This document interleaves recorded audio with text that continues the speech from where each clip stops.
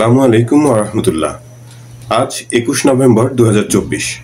দর্শক, দেশের বহুল প্রচলিত সংবাদপত্রগুলোর প্রধান খবর নিয়ে বিবিসি বাংলার আয়োজনটি শোনার আমন্ত্রণ। দেশ রূপান্তরের প্রধান শিরোনাম, যে কারণে দ্রুত ভোট চায় বিএনপি। প্রতিবেদনে বলা হচ্ছে, অন্তর্বর্তী সরকার কতদিন থাকবে, কবে নির্বাচন দিবে, এই নিয়ে মানুষের মধ্যে যেমন কৌতূহল আছে, তেমনি বিএনপি ও সমমনা দলগুলোর মধ্যে নির্বাচন বিলম্বিত হওয়ার শঙ্কা দেখা দিয়েছে। ১/১১ সরকারের মতো দুই নেত্রীকে মাইনাস করার কোনো কৌশল এই সরকারের থাকতে পারে বলে আশঙ্কা আছে। সেই সাথে দলের প্রতি জনসমর্থন ধরে রাখার চ্যালেঞ্জও রয়েছে বিএনপি। অন্তর্বর্তী সরকার ৬টি খাতে সংস্কারের ঘোষণা দেয়, তবে সব সংস্কার অন্তর্বর্তী সরকার করে দিয়ে যাবে সেটা চায় না বিএনপি। বিএনপি ও যুগপৎ আন্দোলনের শরিক দলগুলো নির্বাচনী রোডম্যাপ দাবি করছে। ডিসেম্বরের মধ্যে রোডম্যাপের ঘোষণা না এলে আগামী মার্চ-এপ্রিল থেকে আন্দোলন কর্মসূচিতে যাবে দলটি। এর আগে সংবাদ সংস্থা এএফপি কে দেওয়া সাক্ষাৎকারে ডক্টর মোহাম্মদ ইউনূস বলেছেন, সংস্কারের গতি ঠিক করে দেবে নির্বাচন কত দ্রুত হবে। এছাড়া সেপ্টেম্বরে বার্তা সংস্থা রয়টার্সকে দেওয়া সাক্ষাৎকারে সেনাপ্রধান ওয়াকারুজ্জামান বলেছিলেন, গণতান্ত্রিক প্রক্রিয়ায় উত্তরণ এখন থেকে ১.৫ বছরের মধ্যে হওয়া উচিত। নির্বাচনের সময় নির্ভর করবে সংস্কার কমিশনের প্রতিবেদন ও তা নিয়ে রাজনৈতিক দলগুলোর আলোচনার উপর। তবে বিএনপি মহাসচিব মির্জা ফখরুল ইসলাম আলমগীর সংস্কারের একটা সীমারেখা টেনে দিয়েছিলেন। দলটি সুষ্ঠু নির্বাচন অনুষ্ঠানে প্রয়োজনীয় সংস্কারের পক্ষে, এজন্য যৌক্তিক সময় দিতে রাজি। যুগান্তরের প্রধান শিরোনাম, শিক্ষার্থীদের সংঘর্ষ, ব্যাটারি চালিত রিকশা শ্রমিকদের বিক্ষোভ, সীমাহীন কষ্ট নগরবাসীর।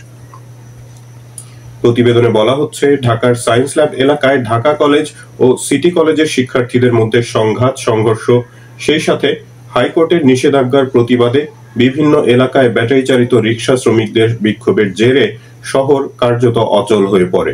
ব্যাটারি চালিত অটোরিকশা চলাচলে হাইকোর্টের নিষেধাজ্ঞার প্রতিবাদে বুধবার সকালে ঢাকায় বিক্ষোভ ও আন্দোলন করেছেন শ্রমিকরা। তাদের দাবি, বিকল্প কর্মসংস্থানের ব্যবস্থা না করে ব্যাটারি রিকশার চলাচল বন্ধ করা যাবে না। এদিকে তাদের রাস্তা অবরোধের কারণে মিরপুর, যাত্রাবাড়ি, ডেমরা, আগারগাঁওয়ে যান চলাচল প্রায় বন্ধ হয়ে যায়। আবার দুপুরে বাসে ওঠাকে কেন্দ্র করে ঢাকা কলেজ ও সিটি কলেজের শিক্ষার্থীরা সংঘর্ষে জড়িয়ে পড়ে। নিউ মার্কেট, সায়েন্স ল্যাব, বাটা signal, Shahbag, Paltan, press club এবং ঢাকা বিশ্ববিদ্যালয় সহ আশেপাশের এলাকায় তীব্র যানজট সৃষ্টি হয়।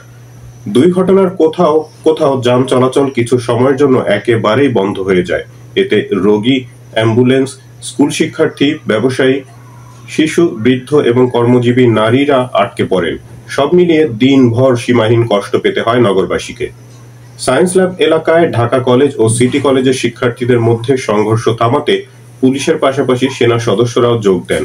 এক পর্যায়ে পুলিশ কাঁদানে গ্যাস ও সাউন্ড গ্রেনেড নিক্ষেপ করলে বিকেল 5:30টার পর পরিস্থিতি নিয়ন্ত্রণে আসে। সংঘর্ষে এক শিক্ষক সহ 150 জন আহত হয়েছেন বলে জানিয়েছে ঢাকা কলেজ কর্তৃপক্ষ। এ সময় সায়েন্স ল্যাব সহ শ্রমিকদের বিক্ষোভে শহরে আরেক অংশে গণপরিবহন সহ সব ধরনের যান চলাচল বন্ধ হয়ে গেলে অফিস শেষে ঘরে ফেরা মানুষ চরম ভোগান্তিতে পড়েন।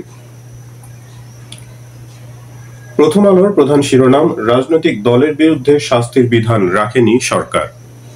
প্রতিবেদনে বলা হচ্ছে, আন্তর্জাতিক অপরাধ ট্রাইব্যুনাল সংশোধন অধ্যাদেশ 2024-এর খসড়ায় কিছু সংশোধনী এনে করা অধ্যাদেশের খসড়াটি অনুমোদন দিয়েছে অন্তর্বর্তী সরকারের উপদেষ্টা পরিষদ।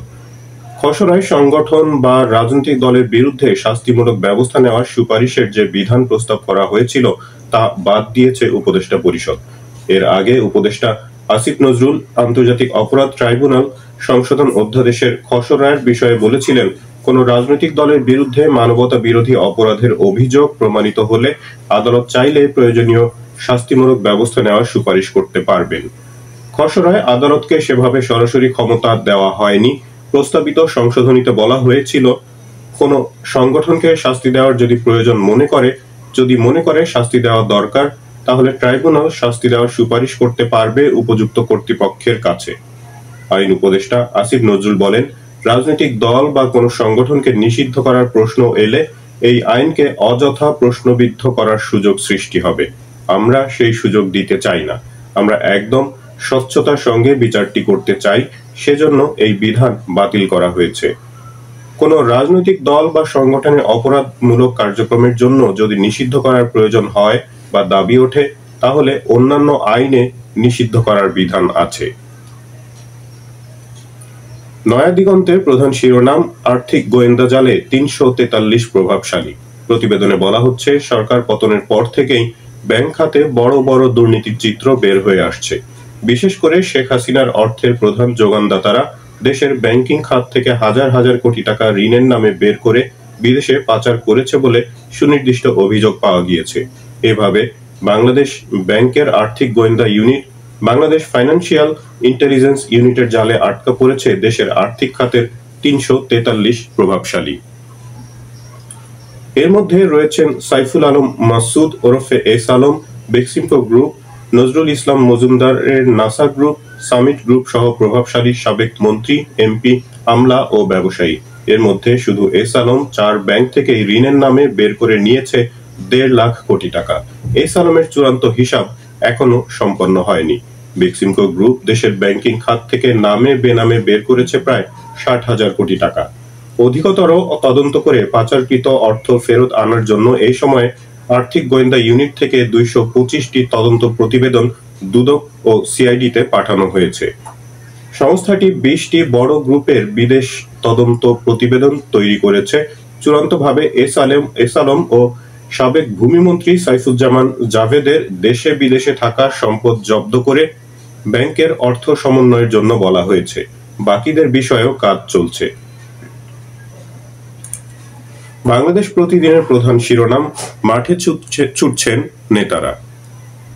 প্রতিবেদনে বলা হচ্ছে, আগামী জাতীয় নির্বাচনকে সামনে রেখে নিজ নিজ নির্বাচনী এলাকায় সক্রিয় হয়ে উঠেছেন বিএনপি ও জামায়াতে ইসলামী সহ রাজনৈতিক দলগুলোর সম্ভাব্য প্রার্থীরা।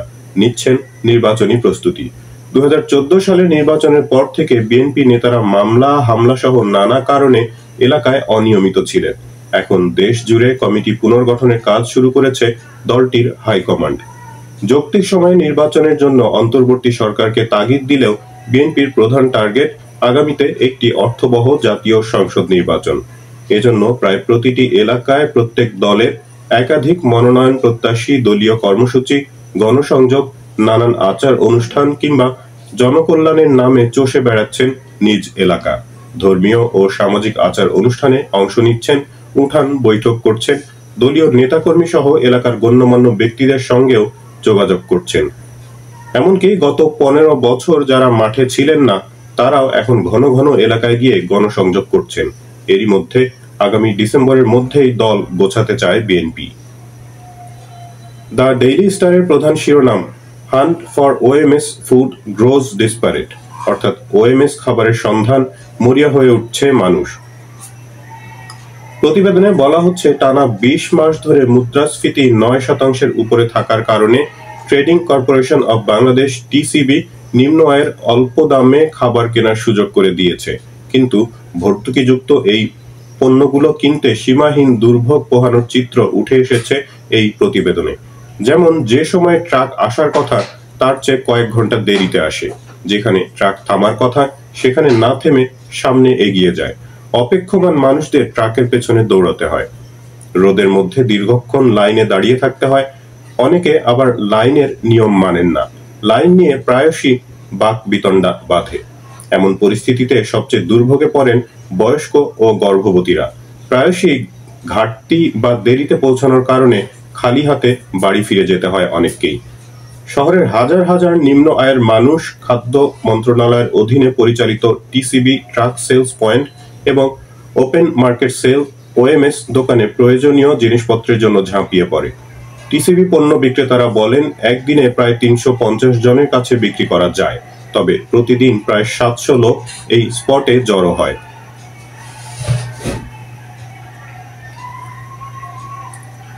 বণিক বার্তার প্রধান শিরোনাম, ছোট প্রতিষ্ঠান বড় দায়িত্বে টিসিবি।